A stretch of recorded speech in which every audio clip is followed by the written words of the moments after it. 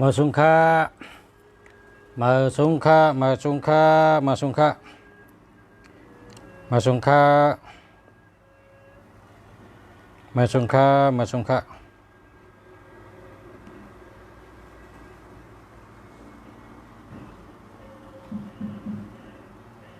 มาสุงค่ามาสุงค่า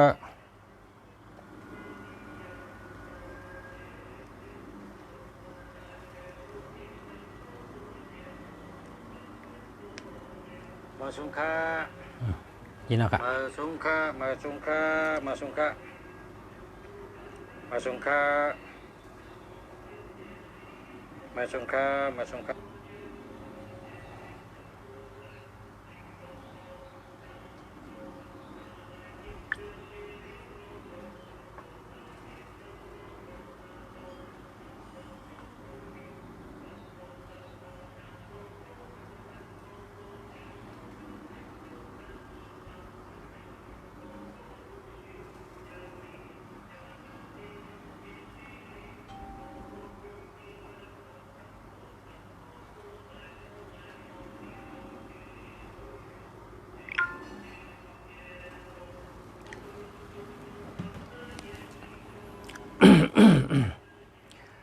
มาสุงค่า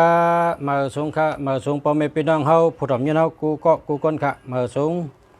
ใต้ก็หักกูก็ขาหักกูก็ขามาสุงค่าเขาจะคู่เมืองดีเก่งใหม่สละคู่เมืองดีเก่งใหม่คำในเตียวลองเจ็ดลองสามถ่อมตุ้ยเจ็ดลองอันเตรัดในมีอยู่7 มิลมี7ลอง7 มิลมิลที่หนึ่งกูก็โหลกูก็มิลที่หนึ่งมิลที่หนึ่งในเพราะว่าสาวก็เลยคาไลโผเพราะว่าสาวก็เลยคาไลโผโหลนอนเฮอแมนตีมัน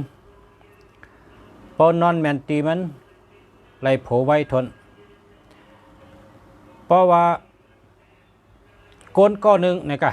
นะก้นก้อนหนึ่งก้นหน้าเฮือนหลังหนึ่งมีปอมีเมมีพี่น้องมีลูกหลางเพราะว่าปอตั้งเมนั่นป้อมเคยปันลูกสาวเอาโผเพ้อป้นจึงเฮาเอานอนตั้งหลังไว้ก่อนเพราะจังนั้นเนี่ยนั่นไหลโผทนก้อยกะเพราะว่าเมื่อไหร่เอาลูกสาวมานอนตั้งหน้าห้องตั้งหน้าปนไหนไล่โผเจ้าทนในเปลี่ยนย้อนเฮินเยกำในพอเป็นเฮิรนสองจันพอเป็นเฮิรนสองจันปอเมนอนจันเตอลูกลางเมื่อนอนจันเหนืออันนี้ก็มันเหมือนกันนะเจ้าไรโผเหมือนกันนะสังวาจันเดียวเฮิรนจันเดียวเป็นห้องห้องตั้งหลังชุดเป็นปอเมนอนห้องตั้งหน้าเป็นลูกยิงนอนปนไหนแต่ไล่โผไว้ทนนะก้อยกะเพราะว่าอ่ำไข่ปันเอาโผไว้ก็ปอเมนอนตั้งหน้าลูกยิงนอนตั้งหลังนอนห้องหลังปนไหนแต่ไล่โผวะแต่อันนี้บอกว่านอนเมนตีและนอนพิตินอนเมนตีและนอนพิติ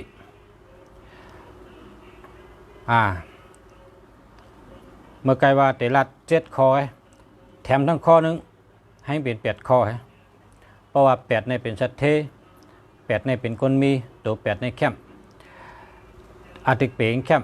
ความหมายแคมแทงบันทั้งข้อที่2เพราะว่าเฮิรนเฮาคะลูกออกที่พักตูในเขาเมื่อกว่าลูกที่พักตูในเขาเมื่อกว่าเพราะว่าห้องน้ำอยู่ภายใต้ ทางภายอยู่ภายใต้เปิ้นให้จริงเฮิรนนั่นมีลูกยิงหลายๆมีลูกใจกำในบ่ลูกที่พัดตุลงเข้ามือลูกตั้งนอกเข้ามือ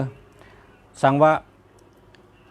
กูเมียวกูลองจัดอยู่ภายขวามืดมดตั้งแต่ตีกินข้าวตีนอน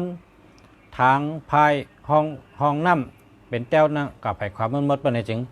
มีลูกใจหลายๆมีลูกยิงอันนี้ปังว่าตำวางเฮินเขาเลยลูกใจก็เลยลูกใจหลายๆเขาเลยลูกยิงก็เลยลูกยิงหลายๆนั้นก็ลูกนอนแมนตีและนอนพิติปอนอนแมนตีเลยโผเพอเลยโผไว้ปอนอนพิติเลยโผมีเผอเอาแต่ว่าเปิ่นเก้าก็กะอุบมาก็เขาสองก้อขึ้นถูกใจกันเขาสองก้อขึ้นเขาต่างคนต่างจังกันเฮียก็เป็นเอากันติ๊กๆจังนั้นแต่ก็นอนพิติ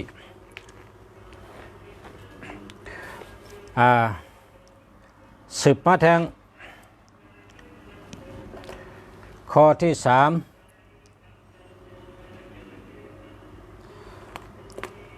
3ในโกนเฮาในเฮ็ดสังในก็อย่าเปเปิ้ลเปิ้นพอเฮาวนได้สังเฮาหลุดเลยเฮ็ดกำเดียวเฮาได้ลัดนี่ลองว่าในเมืองไทยเฮาพอเฮาเตะป้อดิกปั๊บหนึ่งในพอเฮาเตะกาดต่างย้อนลงบองจึงในแทง2เดือนแทง4เดือนลงบองจึงก็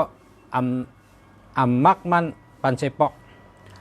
ตาเตเฮ็ดการอันนั้นจางเฮ็ดซุ่มข้าวยามกะ2เดือน4เดือนไล่ป้อลิกก็เปว่าป้อมไล่เส้นป้อมไล่อาข้างจังป้อนะป้อเปิ้นเส้นปันป้อไล่เฮ็ดไล่น่ะป้อเป็นจังนั้นได้บังว่าเฮาซุ่มข้าวยามเฮาหลายๆอ่ะก็เปิดจังนั้นป้อเฮาวนไล่สังเฮาเตเฮ็ดสังในเฮาโลเปิ้เผอเฮาโลถามเผอเฮาโลย้อนอาข้างเผอมือออกเฮาใจเฮาวนไล่โลเฮ็ดอันไหนนี่ก็เฮ็ดกำเดียวอ่ะนั่นน่ะเปิ้นฮ้องว่าก้นอ่องมันเนื้อกำผะก้นอันอ่องมันเนื้อกำผะก้นอันเฮ็ดการกินใหญ่เนื้อกำผะก้นอันมากมีเนื้อกำผะเปิ้นเฮ็ดจังไหนก็เปิ้นเปิ้ลงปองจึงเปิ้นเปิ้อจุยะมันหลบมาเผอเส้นปันเฮาหรอกการเฮาใครเฮ็ดวาสนาเฮาเฮ็ดตั้งยังอันเฮาเฮ็ดเงินก็เงินเฮาใจก็ใจเฮาตัวก็ตัวเฮาหลบเปิ้เผอเส้นหลบย้อนข้างเผอพอเฮาฮู้ว่าหลบเฮ็ดจังไหนเฮ็ดกำเดียวในเป็นก้นอ่องมันอย่าไปเปิ้เปิ้นอย่าไปเอาตั้งยังอันเฮากะต่างรัฐในเปิ้นอ่อนตั้งก้นเฮาคะกองและกองมันตื่นวนเหมือนกันตั้งวนเหมือนกันตั้งยังอันเหมือนกันเพราะว่าเฮาติเฮ็ดสังเพราะเฮากะรัฐนี่ก้นต่างก็เพราะก้อนนั้นว่าโอ้ไม่อย่าไปเฮ็ดอย่าไปลงอลังอย่าไปเฮ็ดติเป็นนั้นติเป็นใดเนี่ยเพราะก้อนนั้นว่าจังไหนเฮาเจอเปิงเพราะเจอเปิงถัดใจเฮาป้ายใจเฮาก็ติเปิงหน้าการเฮาก็ติกึดกะจังกอดแทงตั้งนาเลยก้นออกมานเขาในป้อเฮ็ดกำเดียวป้อเตเฮ็ดกำเดียวลูกเฮ็ดกำเดียวหรืออะไรเฮ็ดกำเดียวแคมก็เย้าแคมก็เย้าพิษก็เย้าพิษก็เย้าเพราะว่ามันพิษเพราะไหนก็บอกว่าเขาเป็นก้นกัดแขนเขาเลยตั้งหู้เพราะว่ามันแมนเพราะไหนเขาก็เป็นก้นอ่องมัน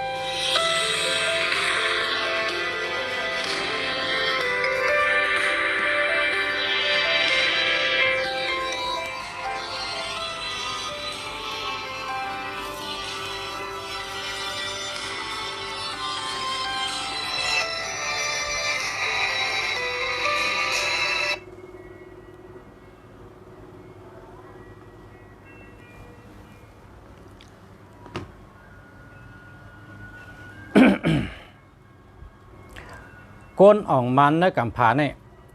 พอเขาวนได้เขาเฮ็ดกำเดียวพอเขาเฮ็ดพิษเขาก็อย่าไปเจอปึงอันเขาเฮ็ดพิษนั่นเขาบอกว่าเขาเลยตั้งหู้เขาเลยเฮ็ดจำตัวปอกเต็มมาเขาเต็มพิษแทงนะก็เขาเลยปิ่งอ่ะสั่งว่าเขาเฮ็ดแล้วมันพิษมันแมนเมียวมันเป็นจริงนาการเขาก็ได้อ่องนะก็เพราะฉะนั้นอันเขาวนได้นั้นเขาเฮ็ดกำเดียวเขาอำโหลดตรงปังเผอเขาอำโหลดดัดในเผอก้นหนึ่งได้ก้นหนึ่งได้ก้นหนึ่งตังยังอันเผอตังยังอันมันก็กู้สู่กรรมเผอกู้สู่กรรมมันก็ตั้งหูเผอตั้งหูมันออกเผอออกมันก็เมืองอเมริกาในเมื่อเขาเฮ็ดเฮอวินลำที่หนึ่งนั่นมีก้นกับรัดว่าอย่าไปเฮ็ดมันเปลี่ยนความไล่ในว่าเมื่อแต่เอาน้ำมันใส่ให้หอขึ้นกลางเท้าเนี่ยมันเป็นความไล่ไม่ไปเฮ็ดในว่าเป็นกับรัดทั้งมันก็ทอมมันก็เฮ็ดเตี้ยเฮ็ดเทขี่ด้วยเนื้อปังขึ้นเลยเปียงปลายไม่ปกลงขึ้นบางวันขึ้นเหี้ยวเอาเชือกมัดไว้ลงมาจำหมักเป็นห้องหมักบ้องลมหลงนั่นเฮ็ดด้วยต่อถึงมันบ่ได้เฮอวินมามือมันเฮ็ดมาเปิ้นก็ว่าเป็นไรไม่อยากไปเฮ็ดมันก็ยังเฮ็ดอยู่แล้วก็ที่สองมันเฮ็ดหลอดไผ่อันเฮาหันตัวเดียวนี่ผ่านตีนผ่านช่องนี่มันเฮ็ดเทก้อยนี่อันป้องมันนี่เฮงนึงนะอันป้องมันเป็นเฮงมันดีเสียนป้องเฮ็ดมาประจำได้ขึ้นก้อยพอเฮ็ดมาขึ้นมาจำได้ขึ้นก้อยเปิ้นคำว่ามันเปลี่ยนได้เหรอมันเปลี่ยนได้เหรอเปิ้นว่าทั้งมันแต่ว่ามันก็ถ่อมมันก็เฮ็ดที่เด้ก็เปิดมันจุ่มยำว่ามันตื่นเปลี่ยนได้อันเฮาเฮ็ดเนี่ยมันตื่นเปลี่ยนได้อันเฮาวนออกมาเนี่ยมันตื่นเปลี่ยนได้เนี่ยกระเปิงบนเหวมันหยุ่มน้ำกัดมันหยุ่มตั้งเฮ็ดมันเนี่ยมันเฮ็ดเตี้ยเมื่อเร็วในเฮอร์วินก็อเมริกันเขาเฮ็ดอะไรหลอดไพ่อันเท่าหันเนี่ยผ่านตีผ่านช่องเนี่ยก็เขาเฮ็ดออกก็เพราะฉะนั้นเนี่ยตั้งหู้เฮาตั้งยังอันเฮาป่องเจอวนได้ว่าเฮาจะเฮ็ดเอาอันวันนั้นอย่าไปรัดในเพราะรัดในเปิ้นเนี่ยกองไรกองมันตั้งบนมันเหมือนกันสอนปีหยามาก็เหมือนกันลองบนลองเต้นจ้าก็เหมือนกันเพราะเขาเตะสั่งเขาเฮ็ดกำเดียวละนะเฮ็ดเตี้ยสั่งว่าเขาเฮ็ดพิษกว่าในก็บอกว่าเขาเลยปีหยาเยอะเขาเปิงพิษกว่ามันเป็นตอนสอนเขาเยอะปอกติมั่งเต็มเป็นแท้ก็กะสั่งว่าเขาเฮ็ดได้เมียนเมียวอ่องมันเนี่ยมันก็เป็นปูนปางอาโจตั้งหลายและปูนปางอาโจตัวเก่า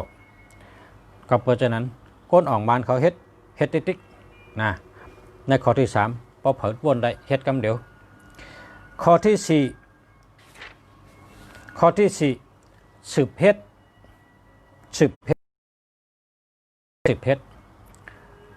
เมื่อนังว่าเมื่อนังเอาลาดในปุ่งจามว่าเหมือนลุงเสียเมืองดีนั่นแหละลุงเสียเมืองดีเตลัดลองหมายพงค่ะเตลัดลองเวอร์โทรศัพท์ค่ะเตลัดลองหมายจากลัดค่ะลุงเสียเมืองดีเตลัดค่ะเพราะว่าลุงเสียเมืองดีเนี่ยลัดเทวันหนึ่งหายลงกับวัน10 วันมาตัวมาลัดแทงเนี่ยเปิ่นพอลืมพออยู่ๆขึ้นปอมาลัดแทบหายลงกับเชกับวัน10 วันปอมาลัดนะมันอ่องค่ะให้การจังเนี่ยมีเผออ่องให้เกาะมันอ่องให้เกาะการอันว่านั้นนะการอันว่านั้นเหมือนก้นไปตั้งค่ะก้นไปตั้งเนี่ยอย่างที่1พออย่างที่1อย่างกว่าเนี่ยแหละอย่างตามมาอย่างที่3หรืออะไรตามมาสืบกันกับอย่างหนึ่งให้เนี่ยสืบกันกับเป็นอย่างให้การทางกอตื้นอ่องเปิ้นว่าลูกตีในเนี่ยลูกตีเขาจุกอยู่เนี่ยไปกว่ายันกุ้งเนี่ยไปกับ1 วัน 1 ว่าอ่ำหึงอ่ำนั่นมาเฮ เขาก็ฮอดยันกุงอันนี้ปนก้นไม่ปีหยาเขาดัดไว้ลูกที่เขาจุกตัวเดียวเนี่ยเขาไปกว่าไอ้ไปกัน1 วันว่าอ่ำหึงอันนั้นยันกุงนั่นมันไปกันเลยเขาก็ตีฮอดกับยันกุงคำเดียวนะ เมื่อกูปอกในเป็นห้องเมืองผู้กำลูกตีนเขาจุกตัวเดียวเนี่ยเขาเดินไปกับเมืองผู้กำพอเขาไปกับวัน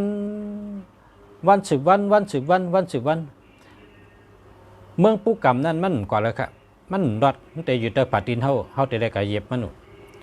ก็เปิดเข้าไปกับจูมันติ๊กการนั้นว่านั้นเพราะเขาคาไรเตะเฮ็ดเอาไหนให้สืบเฮ็ดติ๊กอย่าไปกึดอย่าไปลืออย่าไปหนหลังอย่าไปย้อมอย่าไปก้านเฮ่ออะไรอยู่ใกล้ๆอย่าไปถอยเฮ่อหรือเฮ่อขึ้นสืบเฮ็ดแทงโดยเหตุนั้นเฮาคาเหตุการณ์นี่ก็เหมือนหนังการลุงเสียลาดตัวเดียวนี่พอถึง8 โมงอ่ำนั้นก็9 โมงตื่นโดดเลยมาลาดกูวันเพราะว่าอ่ำมาลาดกูวันปะไหนพอมีพี่น้องก็แต่ลืมเฮาก่อยเพราะเฮาลาดกูวันไหนซ้ำว่ามีคนถอมมัน3 ก้อใกล้ๆตื่นโดดเลยลาดก็เปิดว่าในคน3 ก้อนั้นเขามีตังโดดที่เขาจงกันมาด้วยพอเฮาลาดอันเฮาใครลาดเฮาก็เลยลาดสังว่ากับแม่นตั้งโลก็เลยก็นึงแล้วเอากระเจ้าเป็นพรดีเฮาก็เลยกุศลมันก็เลยพรดีก็เปิดเจ้านั้นการสังก็เย้าเลยเฮ็ดเจ้าไหนเฮ็ดจอมขิงกว่าติ๊กเพราะเหมือนจังคนจองเจ้าสั่งเขาเฮ็ดสั่งแล้วเจ้าสั่งเขาเนี่ยอยู่จ้องให้เป็นร่องเป็นหลู่ตาเสเนี่ยเฮาขาเนี่ยเป็นเจ้าสั่งมาเฮาขาเป็นมนจ้างมาเฮาขาหู้ลีก็เปิดว่าเขามีจีการค่ะคนจองเนี่ยจีการเขาลีน่ะจีการเขาในปักปึงเขาในเพราะกลางค่ำ3 โมงกึ่งในเขาอาบน้ำอะค่ะ3 โมงควายในเขาอาบน้ำเพราะอาบน้ำไม่เอาในเพราะ4 โมงถึง6 โมงในเขาไหวพระกูคำคือกลางค่ำเนี่ย4 โมง5 โมง6 โมงเนี่ยเขาไหวพระกูวันค่ะไหวไม่ไรค่ะเพราะเจ้าช่างอ่ำไหวเหมือนจ้างทำมาควันป้อเพราะเหมือนจ้างป้าเลยอ่ำไหวเหมือนเจ้าซ้ำลือเป็ดนะในกองในมีจีการค่ะจีการเขาดีน่ะเพราะว่าขิงปัดอยู่เหมือนจ้างป้าเลยอ่ำปัดเป็นก็ลือเป็ดเจ้าสั่งป้าเลยอ่ำปัดเป็นก็ควันป้อนะเป็นมีจีการน่ะก็เปิดจากนั้นก็เปิดเขามีจีการในเขาจังไกอยู่ได้ถึงวันมันเนี่ยปนมา2 เหงปีไปเนี่ยเขาเฮืองตาเสย่างแต่เฮืองกับวันตาเมื่อนะก็เปิดสังฆาละก็เปิดเขามีจีการดีค่ะคนจองเนี่ยเจ้าสั่งเหมือนจ้างเหมือนเจ้าเขาเนี่ยเขามีจีการดีวายวัน3 โมงกึ่งเขาอาบน้ำยาว4 โมงแต่งตัวยาวหมดแล้วเรียบร้อยแล้ว5 โมง6 โมงในใบพระกุวันกลางค่ำใบพระเห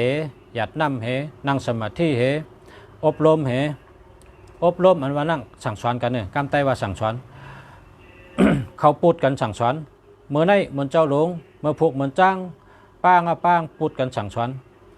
อวาตะบนห้องว่าอวาตะปันอวาตะปันตั้งหู้กันเจ้าสั่งก็ได้ปันกูป้าได้พึกไว้กูป้าก็ปว่าปใหญ่มาตีได้ฮอตลาปันตะกาเขานะจีการเขาดีนะก้นจ้องเนี่ยจะว่าเขาอยู่ไรกังเหนือเจ้าก้นเฮิร์นนี่มันมีจีการเหมือนจังก้นจ้องเลยก้นจ้องในเพราะ4 โมงในเขาต่อยหิงต่อยหอกเขาปกกันลูก4 โมงในเขาต่อยตกตักตรงตั้งลูกอะไรค่ะเหมือนจ้างป้าเลยอ่ำลูกเปิ้นก็ลืมเป็ดเปิ้นบันอยู่จ้องจีการมันมีไปเจ้าสางป้าเลยอ่ำลูกเปิ้นก็เอาควันปอมันนะก็เปิดจากนั้นแหละกลางค่ำข้อเขาไว้กลางค่ำก็เขาไหวพระแล้วก็หยัดน้ำนั่งสมาธิ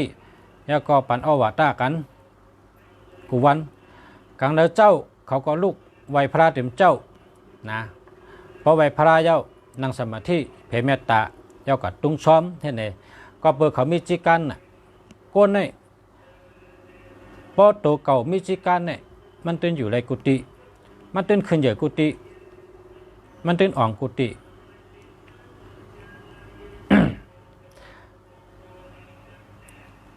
ในเมืองโกริยาเนี่ยเมืองกุปอกเนี่ยเขาแตกกันเป็นกว่า3 เมือง เขาแตกกันกับเป็น3เมืองมีคนก่อหนึ่งแห้งซึกมันในมี30ปลายก็เปิ้นมีเป็นเฮงไอ้ตึกไอ้เป้มันให้ปอกนะเพราะพอใครตัวลองได้ก็ซื้อวิดีโอมันมาตัวนะลองอันชื่อวิดีโอนี่นะเก็บแผ่นดินไหนชื่อเตรียมดิกไทยว่าเก็บแผ่นดินเพราะพอใครตัวในแคมป์น่ะก้นก็ได้มีชึก30กอกไอ้เปิ้นเฮงนึงตึกเป้มันได้ก็เปิดมันมีจีการมันดีเนี่ยกวางเลยก็ก้นเมืองหักทนกวางเลยก็ก้นเมืองเรื่องเขาเรื่องน้ำมันก้นมันก็มี30เพราะมันก็ตึกเปิ้นได้มันเจอ5ก้อถึง6ก้อเอากลางเอากองกับยี่เปิ้นให้ตายกูวันหวาดกูวันตายกูวันหวาดกูวันเพราะเปิ้นหาตัวเขาเนี่ยมันหาในปอกก่อก้นเขามี30ก้อกันนะเปิ้นจะมีเป็นเฮงไปเฮ็ดกับเฮ็ดมาเนี่ยเขาสัมปควักไรนาทีน้ำเต้นนำบะมือเขาควักไรนาทีเขาก็เอาซึกมือเปิ้นย้อนกับเฮ็ดซึกเขาก็เอาเขาว่าจังหือเนี่ยก้นน้ำเนี่ยไปหยับมี30ก้อปอย30เนี่ยเขาห้องว่าซึกเล็กเนี่ยว่าซึกเล็กกำไทยเนี่ยว่าร่อนเล็กก้น30ก็เป้เป็นเฮงไปเขาเฮ็ดกูวันเขาลืมเช้าค่ะ1วัน6ก็เขาก็ยื้อเป็นตายอัจฉริยะนั้นตายกูวันปล่อยตึกเต็มเปลี่ยนก็การตายกูวันวาดกูวันตายกูวันจังไหนค่ะในเป็นเมืองโคเรียเขาเมื่อเขาตึกเมืองกันค่ะเขาเมืองเดียวกันขึ้นตึกกันเพราะเผาใครตัวซึ่งอันไหนจึงแต้มกำไทยว่าเก็บแผ่นดินในหน้าเขาขยำตัวเขากับเมื่อกูบอกในเปิ้นก็ยิ้มมาตัวนั่นน่ะเปิ้นก็ยิ้มมาเอากำไทยในว่าเศร้ากำมันก็ว่าง่าเอานั่นน่ะเนาะง่าวิดีโอเนี่ยกูบอกเปิ้นได้ยิ้มตัวอารมณ์มันดีตัวน่ะก้น30ก็ตึกเป้เปิ้นเฮงไปไวมาก้นเฮงไปเลยไปกว่าไกลน่ะเขา30ก็ในไรนาทีเป็นลายเอิงอุบหลายปักกำไตเขาก็ว่าหลายเว้งเนี่ยหลายเมืองเนี่ยฉะนั้นนะ30ก็เป้เป็นลายเฮงในเป็นรองเตะมันเป็นเฮ็ดไว้ปืนมันเมื่อก่อนการชังก็เยอะพระเจ้าเก่ามีจีการต่อตัวเก่าพระเจ้าเก่าคัดเจอสืบเฮ็ดติ๊กอย่าไปกึดอย่าไปลือพอถึงขิงเฮ็ดติ๊กการชังก็เยอะตื่นเป้เป็นนะการชังก็เยอะตื่นเป้เป็นข้อที่3เฮ็ดกำเหลียวข้อที่4สืบเฮ็ดอย่ากึดอย่าลือเมื่อฮือได้ลือได้ไปปะฮือยาวก็สืบเฮ็ดกำเหลียวข้อที่5ให้ฮู้ลองมันข้อที่5ให้ฮู้ลองเนี่ยอันนี้ลำลองช่วยละข้อที่5เนี่ยข้อที่5เนี่ยเพราะเขาเป็นคนกะเขาก็หลูฮู้ว่าเมียวเลยขายหลีเมียวเลยเปิ้นหลูเมียวเลยคนเมืองเจอตื้อนำให้เปิ้นเมียวเลยอันซื้อเอาก็ขายเลยกำเดียวเมียวเลยอันพ่อมีมไรคนเมืองเขาตึ้งหลูเจอหลูกะกะเมียวนั่นเมียวขายเมียวนั่นเจอนั่นมาขายเปิ้นห้องว่าลองกัดลองซานะอันนี้หลูฮู้เต๊ะๆว่าเป็นคนกะก็นะพอเฮ็ดสังก็หลูฮู้ลองนั่นเต๊ะๆหลูเอาเจอเสือตั้งอกตั้งเจอลองนั่นเต๊ะๆเล็บเพ้นเต๊ะๆให้ฮู้แจงพอฮู้แจงมาทัดสังด้วยมาปกป้องด้วยมาลงมือเฮ็ดด้วยนะป้อมมีตัวทบมันแก่คนเนี่ยกลางไข่หมอลิกน้ำพอก้อยว่าอ่านลิกน้ำจันลิกชุงไปคึกก้นอันคึกก้นอันแคมก้นอันแก่หลูเป็นก้นมีตัวทบน้ำนะก็เลยเป็นก้นมีตัวทบน้ำก็นั่นเป็นก้นกัดเป็นก้นแคม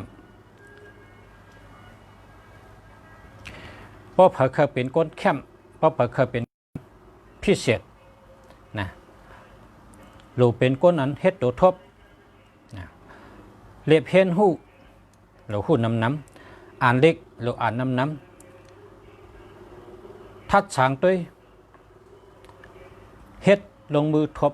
เฮ็ดตัวทบด้วยลงมือเฮ็ดด้วยทัดสางจอมเฮ็ดด้วยทัดสางจอมเพราะฉะนั้นเนี่ย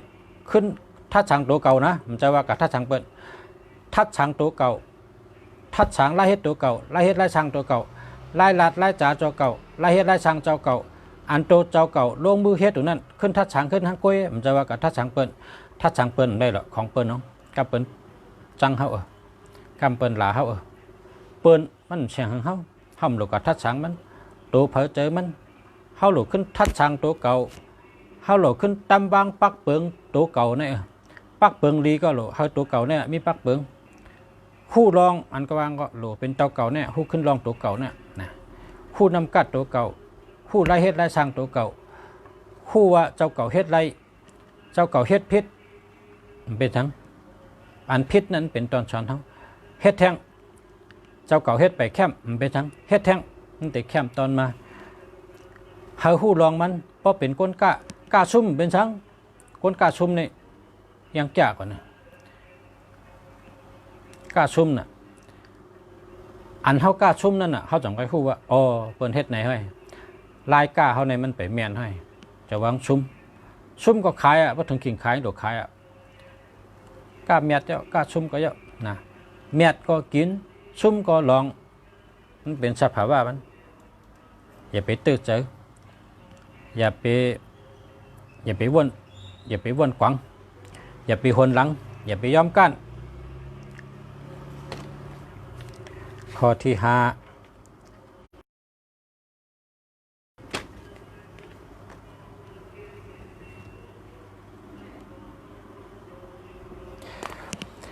ข้อที่6กำใน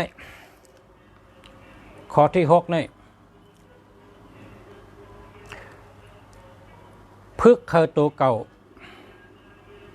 นะก้นในป้อมพึกในมันตื้นไปแคมให้ก็ก้นซึกเขากับเอาก้นหนุ่มเอาเบาเอาเสากับพึกนั่น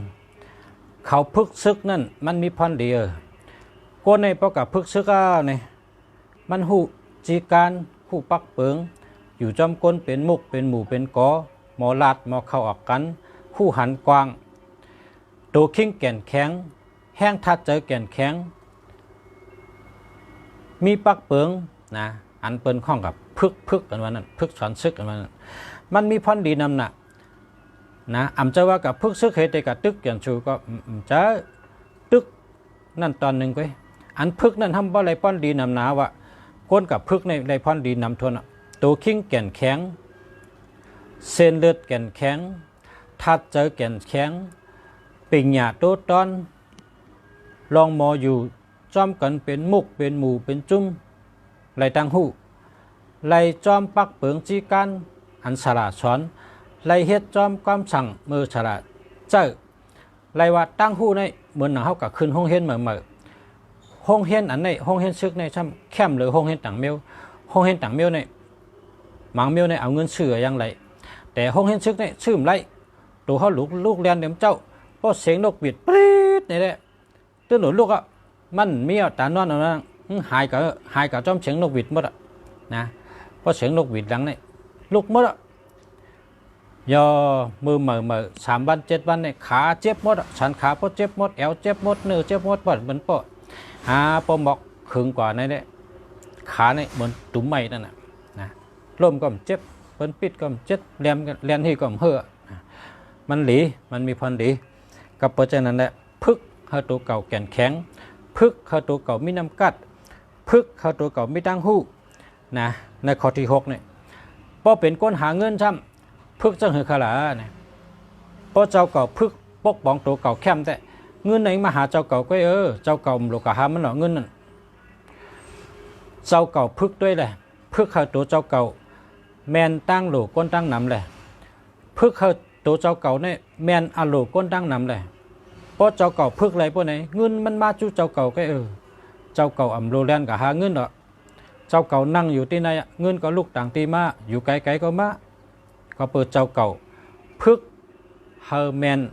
ตั้งโลเปิลอันเปิลโลสังเจ้าเก่าเห็นหูยาก็จอยแถมเขาเลยเพราะเจ้าเก่าพึกเลยตัวเจ้าเก่าเงินเนี่ยตีมาจู่เจ้าเก่าก็โลพึกเฮอตัวเก่ามีน้ำกัดแลตัวเก่าโลเป็นก้นดีตัวเก่าโลมีปักเปิงจีกันนะมีตัวเจ้าเก่าปกป้องตัวเจ้าเก่าทัดฉางตัวเจ้าเก่าขึ้นปกป้องเฮาน้ำกัดเจ้าเก่า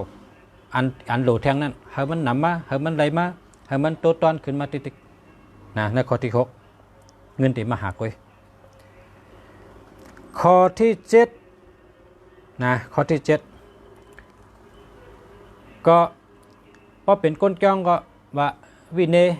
นะวิเนพอเป็นก้นเฮิรนก็ว่าปักเปิงนั่นแหละนะปักเปิงที่1เนี่ยเมตัวเฮากันล้อมด้วยตัวเฮากันอาจ้างเจ้าเก่า5ตั้งเฮ็ดเจ้าเก่า5น้ำกัดเจ้าเก่า5ลองเจ้าเก่ามีไว้จังหือหลายๆเฮาทัดท้องตัวเก่าทัดช่องตัวเก่าไรย่อก็ขึ้นวางปักเปิงปันตัวเก่าเฮาตัวเก่าเฮ็ดจอมไรอันหมันแม่นและอันเจอนะเฮามันเจอเฮามันหมันแม่นเพราะเจ้าเก่าพึกเลยตัวเจ้าเก่าเฮาเจ้าเก่าขึ้นมีปักเปิงไรบ่ไหนจริงในข้อที่7นี่ลำลองชุดอ่ะก็เหลอจื้อเปิ้นอย่าไปเช่เปิ้นนะอย่าไปเน่เปิ้นเน่ตัวเจ้าเก่านี่แหละเมตัวเจ้าเก่านี่แหละว่าตัวเจ้าเก่านี่แหละตำเปิงจีการก็ตำให้เจ้าเก่านี่เฮ็ดนี่เป็นแลนตั้งเลยอย่าไปกระเจ้าเป็นเฮ็ดเจ้าเปิ้นนี่เจ้าง่ายแต่เป็นอันมิ่งเมตัวเจ้าเก่านี่ให้เข้มๆก่อนให้เฮ็ดให้ตัวเจ้าเก่านี่มีปักเปิงหลีนะ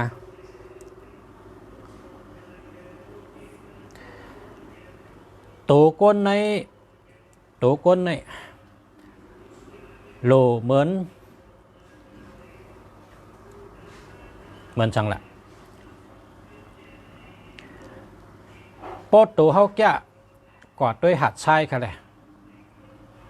ปอดตัวเฮาแก่กอดด้วยหัดทรายเมืองใต้เฮาในมันมีหัดทรายนะเพราะว่าพอเป็นก้นหลีเมืองได้แต่หันหัดทรายมันนั้นหัดทรายอันว่านั้นมุ้งก็ตั้งหลายก็ชุดชายหูชายตาค่ะมีต้นไม้ค่ะเยอะก็มีค่ะหัดทรายมั่งนะก้นนี่เหมือนหนังหัดทรายเนี่ยหัดทรายนี่กว่าอยู่เนื้อหัดทรายด้วยละด้วยก็ตั้งหลายก็เยอะร้อยก็มีค่ะชุดสายตาตื่นเป็นแต่หัดทรายค่ะ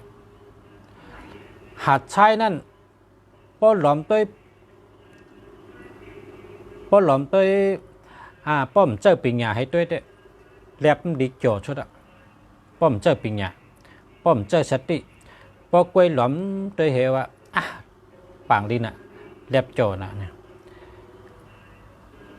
มันใจจังนั้นค่ะ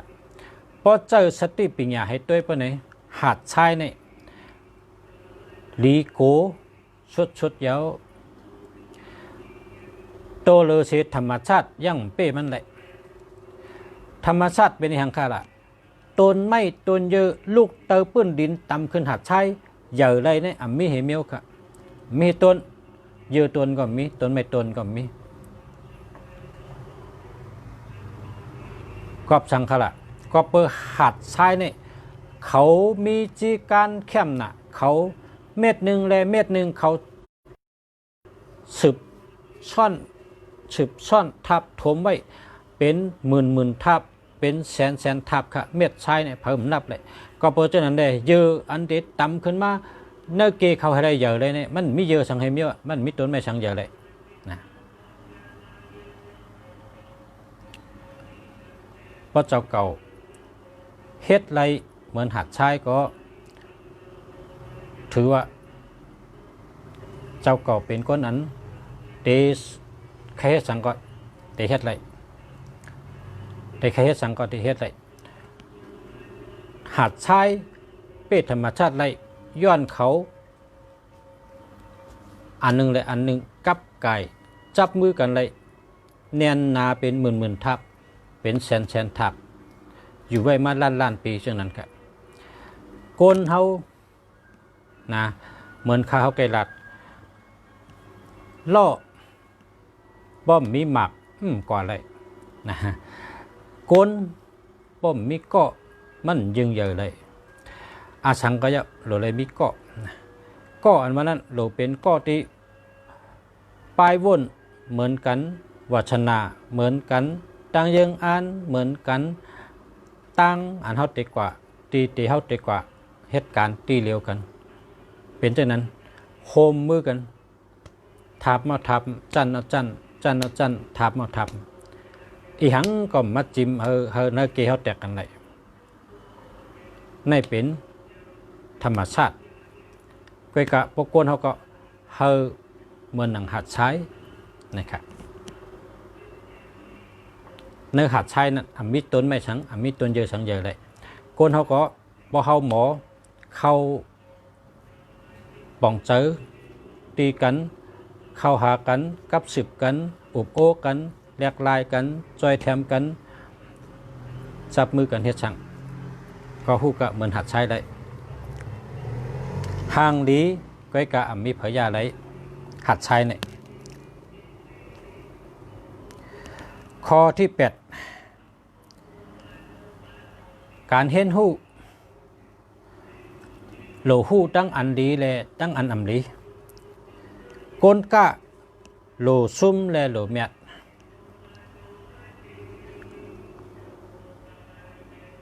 โหลเป็นเช่นนั้นครับเพราะเป็นก้นกะก็อันซุ่มก็เฮฮู้กะเมียดอะไรเนี่ยมีเผยกันนะมีเผยการเห็นฮู้ก็เหมือนกันเห็นฮู้พรดีและเห็นฮู้พรจะเห็นฮู้ลองเปิ้นยาก็โหลเห็นฮู้ลองเฮาหันเห็นฮู้หันอาจารย์เปิ้นยาก็เฮาขึ้นเห็นฮู้หันอาจารย์เจ้าเก่าหันตั้งยุบย่อมเปิ้นก็เฮาหาตั้งยุบย่อมตัวเก่าหันว่าเปิ้นมักสังอาจเจ้าเก่าสมักสังหลาว่าเห็นก็เห็นมาจากไหนอันนี้ผมว่าเห็นฮู้ลองกล้าก็เหมือนกันลองกล้าเมียดลองกล้าชุมมือกล้าชุมก็อันนั้นหลีจมจะมือกล้าชุมก็แปลว่าอันนั้นน่ะเป็นตัวมาปัญสติก้นกล้าเขาก้นกล้าเนี่ยพอมันชุมมันก็พอวนครับมันเป็นเหมือนหนึ่งเปิ้นกเอาปลานั่นนะมันยำเอาปลาอะไรอยู่กูวันเลยมันก็เพราะเลยสติแต่ว่าเมื่อไรมันโป้งซุ่มไหนมันสติกำเดียวเพราะมันสติเนี่ยมันหูว่าอาลางมันเชิงกับกันนั่นเขาเนื่องกับกันนั่นเมื่อไรซ้ำติดถ่วมไรเพราะมันมีนี้ซ้ำมีกันในเมื่อไรซ้ำได้เอายอดกับชายนี้ในคำพองขึ้นไปหนึ่งคำพองเป็นเช่นนั้นค่ะเห็นหู้เฮาหู้เปิ้นหู้เฮาลองดีลองให้เฮาหู้ตั้งสังภายกล้าเมียดกล้าชุมเฮาหู้ตั้งสองภาย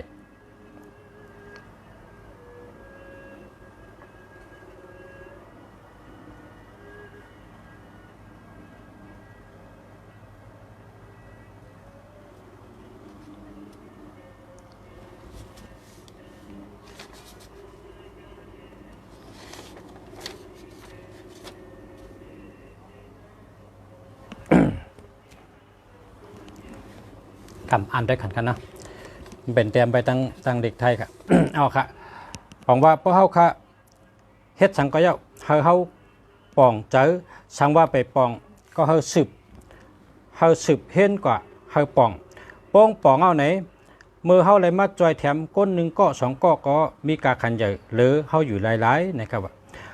สังว่าเฮากล้าชุ่มหนึ่งชุ่มสองชุ่มสามก็เยาย่างแค้นหรือเฮาอ่ำพึกกะนะย่างแค้นหรือเฮาอ่ำพึกกะก้นอันอ่ำพึกกะก็อ่ำหู้ลองว่าชุ่มปอกเนาะชุ่มแดงปอกชุ่มปอกชุ่มแดงปอก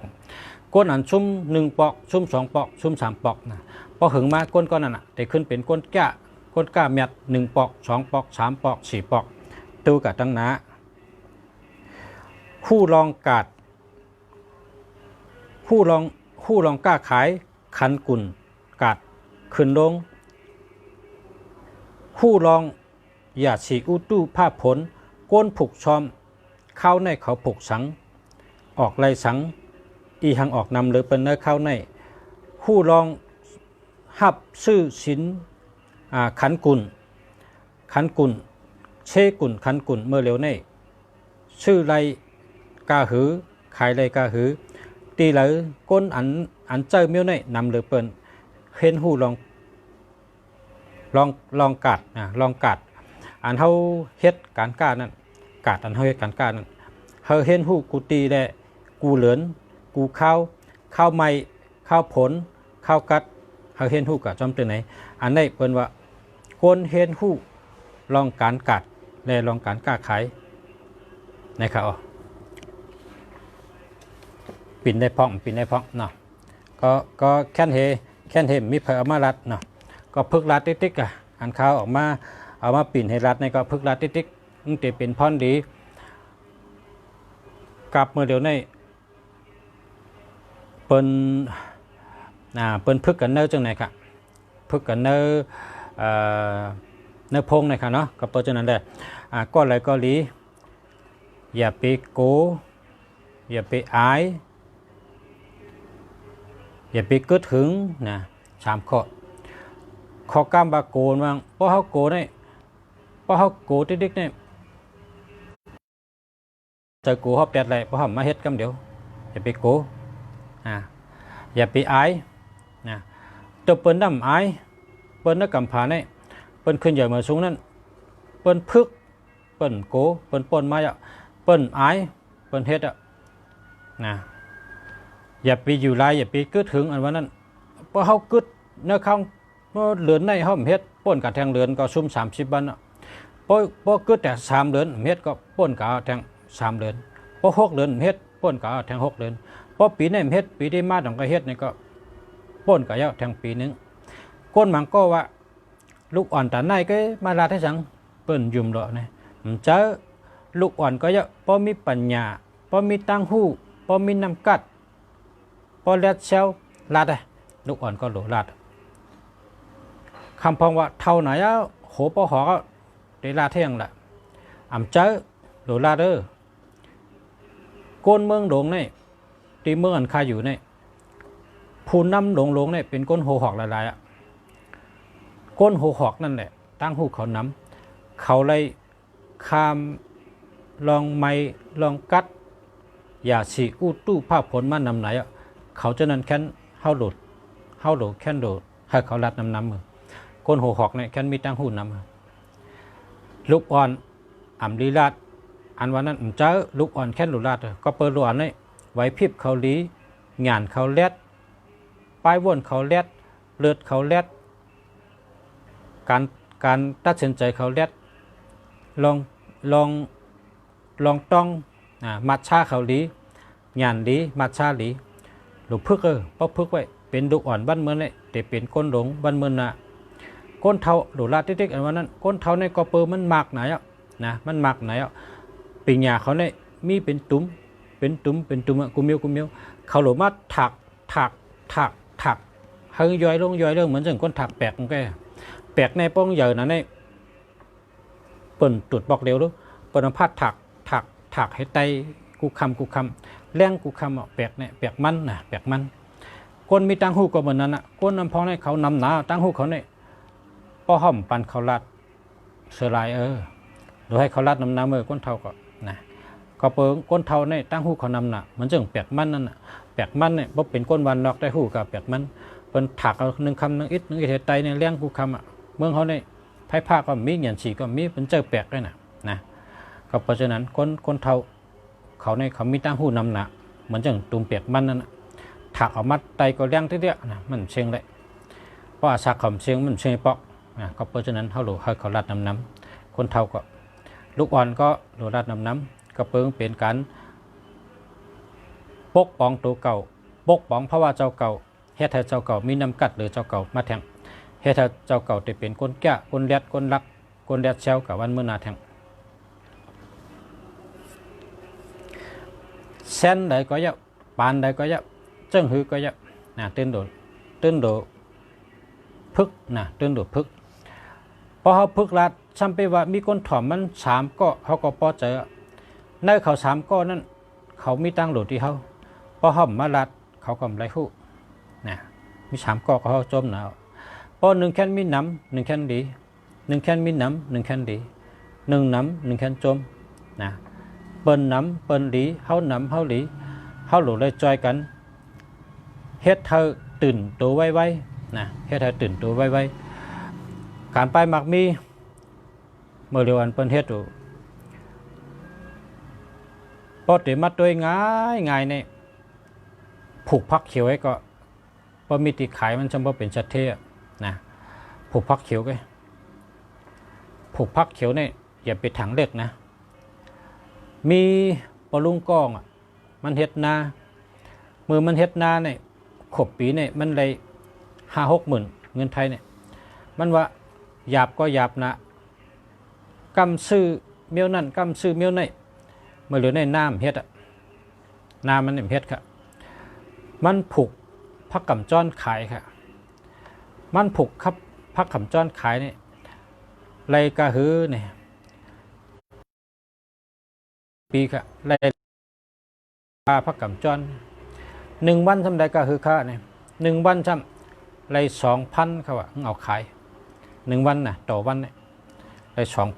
2,000ขายพักบุงพักกำจ้อนแกในขณะการชังก็เย้าพอเฮาคู่ตีป่องมันและเฮ็ดแมนเมียวมันยาวก็เฮ็ดแมนตีมันยาวก็มีตีขายมันหยาบแต่ได้มักมีนะมันเฮาลูกคู่ตีป่องมันเหคู่ตีขายมันเหคู่ตีอันเป็นโหลเหลายผกก็คู่ลายลมลามันก็คู่กาดอันที่ขายก็มีคนหับซื้อก็มีเหมือนนั้นบอกว่าเจ้าเก่าลงแรงแหลกเชาเยาอัมบาลองเลยก็เยาลองเลยก็หลีเฮ็ดลองเลยก็เยาเล็บเพี้ยนเฮาหู้พอเล็บเพี้ยนหัวก็ลงมือเฮ็ดอันเฮ็ดตัวทบมันว่าเมื่อกี้นั่นนะเฮ็ดตัวทบพอเฮ็ดตัวทบปิงยาอันเฮ็ดตัวทบนั่นมันเด็กขึ้นสอนเฮาไปมันเด็กขึ้นสอนเฮาเด็กแก่หรือเก่าเฮาเด็กเข้มหรือเก่าเฮาเด็กขึ้นเยอะหรือเก่าการอันเฮาเอาเฮ็ดตัวทบนั้นเด็กขึ้นสอนเฮาไปกูเมียวกูลองค่ะเฮาโหลมีตัวทบน้ำ1มีตัวทบน้ำ1แคนแดด1แคนลัก1แคนดีกะ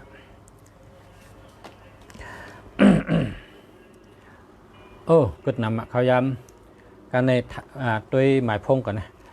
พี่น้องทำมาหมายพงหลายก็เหมือนกันท่านในตัว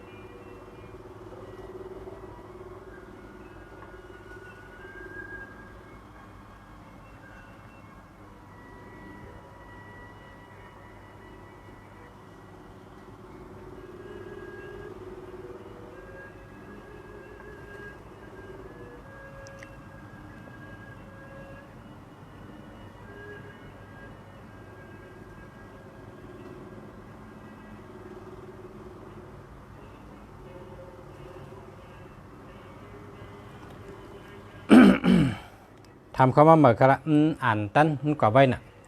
เพราะใครทำด้วยหมายพงว่า2 ริมดีทำคำว่าเหมือนกันอ่านได้อ่านได้เป็นก็มันเต็มอ่านได้กูก็ครับเต็มคำว่าเหมือนกันอ่านหันในกันเนาะ094มันคำขึ้นไว้น่ะ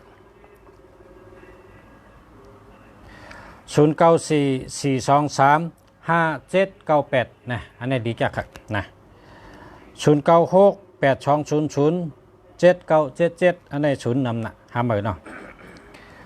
084014467อันนี้มี67กันเนาะปิกเสียงครับ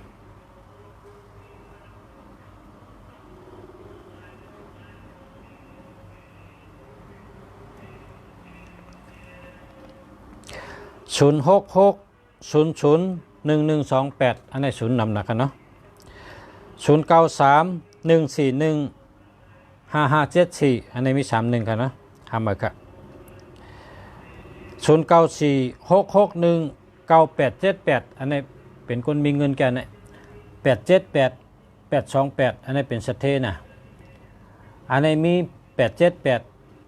87824อันนี้เป็นคนมีอันนี้เป็นสเตเพราะว่าใจกว่า3เหรียญ6เหรียญเนี่ยชูเจ้าที่หันพันดีมีคนมาลาดลุงแสว่าเบอร์หลีเนี่ยขัดใจมาเนี่ยหันอาโจหนาเนี่ยว่าลุงแสทำว่ามันเป็นจังหื้อเนี่ยเมื่อข้าเจอเบอร์อันติมดีเนี่ยตั้งเป็นน้ำย่อการน้ำหนักกำเป็นมิ้วกำเป็นมิ้วใกล้เลยกว่าซื้อกินยา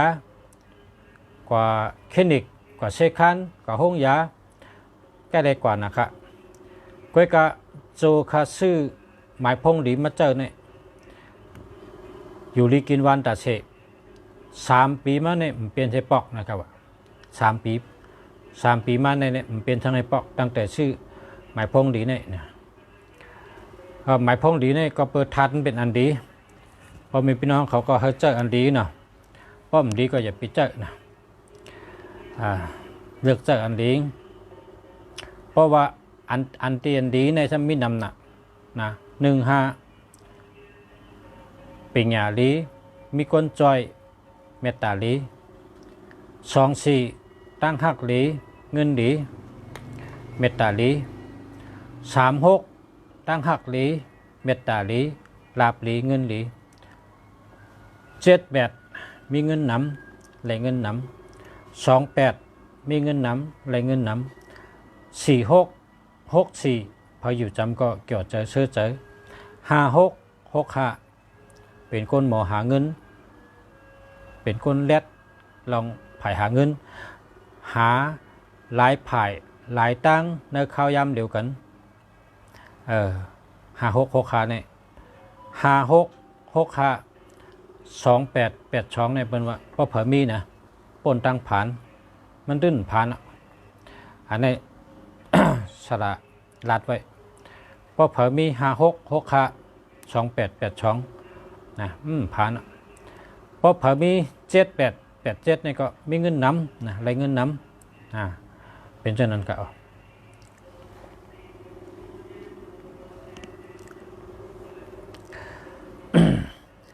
0992479829นะอันนี้ดีแกะนะเพราะว่าเก่านี่จู่ก็ดีหลับก็ดี924ห่างดีห้อยมือก็เข้ม24ตั้งหักดีเงินดี4774ลาดฉันก็เป็นยุ่ม7997เฮ็ดฉันก็อ่อง9889มีอำนาจมีปรมี2992ห้อยมือก็เข้มตั้งลาดก็เข้มนะก็เพราะฉะนั้นก็ในได้เข้มแก่นะ097 896 6568อันนี้ก็ลีแกะนะลีแกะ97เฮ็ดสังก็อ่องจังว่านั้น789เป็นนักกาเป็นห้องว่าตัวนับมีเงินนำตัวนับสัตเท5665เป็นคนแรดไผ่หาเงินเป็นคนรักเป็นคนแรดหมอหาเงินไหลมาเงินหลายไผ่หลายตังในข้าวยำเดียวกันนะผมว่าลีแกะกันนะก่อนเนี่ย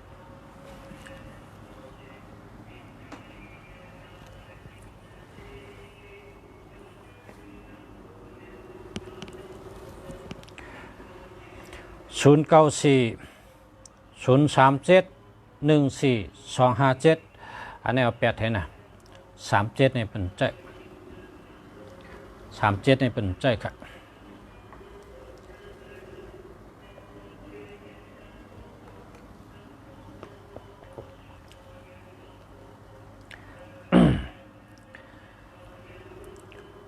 089768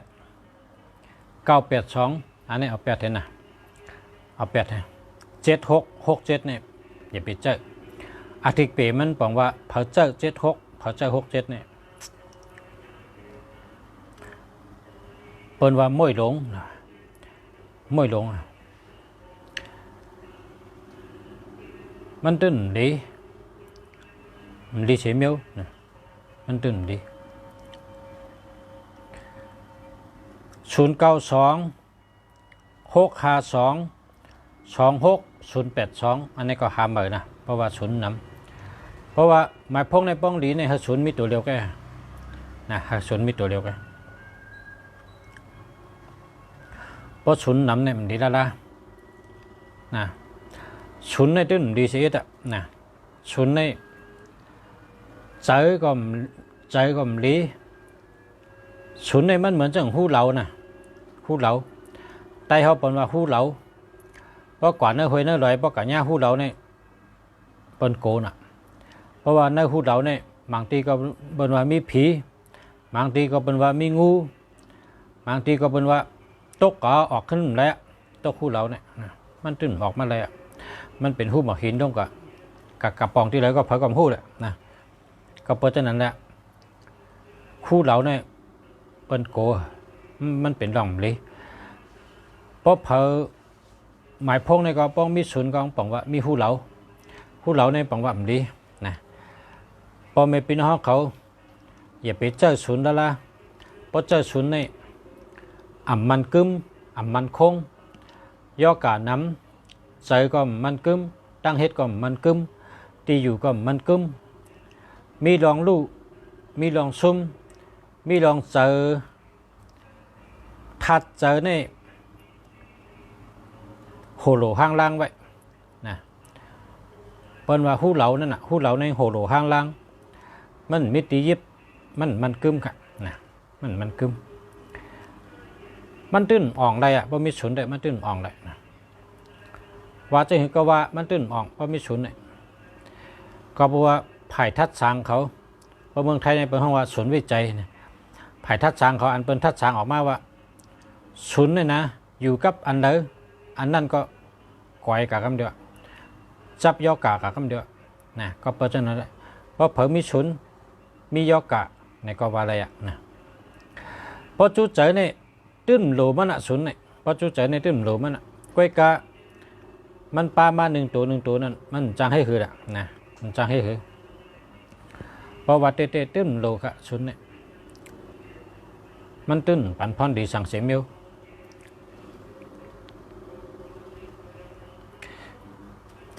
092-240-780-05อันนี้ก็มันดีกะ07ว่ะ0805ว่ะ04ว่ะ084-637-7134มันดีกะ8อ่ะ080-587-2509อันนี้ก็มันดีกะนะมันดี065-852728อันนี้ก็มีเงินเอา8เลยนะ081-426-7390มันดีกะอันนี้เอา8เลยนะอย่าไปใจ080-324-8230มันดีกะคาติรัดกันได้อย่างเงี้ยเพราะว่าอันข้าวยำเต็มคาติรัดนี่พ่อแม่พี่น้องเขาว่าอย่าไปเจออันวันนั้นมี6ตัว7ตัวในคาติรัดทั้งกำเฮอพ่อแม่พี่น้องเขาเลยยินเหวก็ตั้งอกตั้งใจถอดมาก็เอากะแต้มไว้หมายไว้แล้วก็แลกกับห้างเผยห้างมันกันเนาะก่อนแลกกับห้างเผยมันกัน1221ตั้งหักลีตับเป้ก็หักลูกล่างก็หักลูกเมย์ก็หักเปิ้นก็หักเผยก็หักให้ก็1221เนี่ยก็แปลว่าป้อหึงมาเหมือนก้นหย่องใจเขาเป็นก้นหย่อง1221ดีใจมันเฮ็ดให้ใจเขาลังเล1วันเป็น2เบี้ยวไว้นะ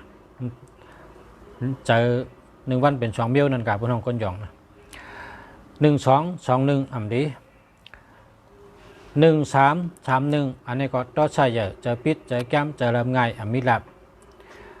1881อันนี้ก็เปิ้นซื้อโยต่อเฮานะเปิ้นกดต่อเฮาเปิ้นซื้อโยต่อเฮา าเฮ็ดหลีเป็นก่อมหันเกจูเฮานะยาวก็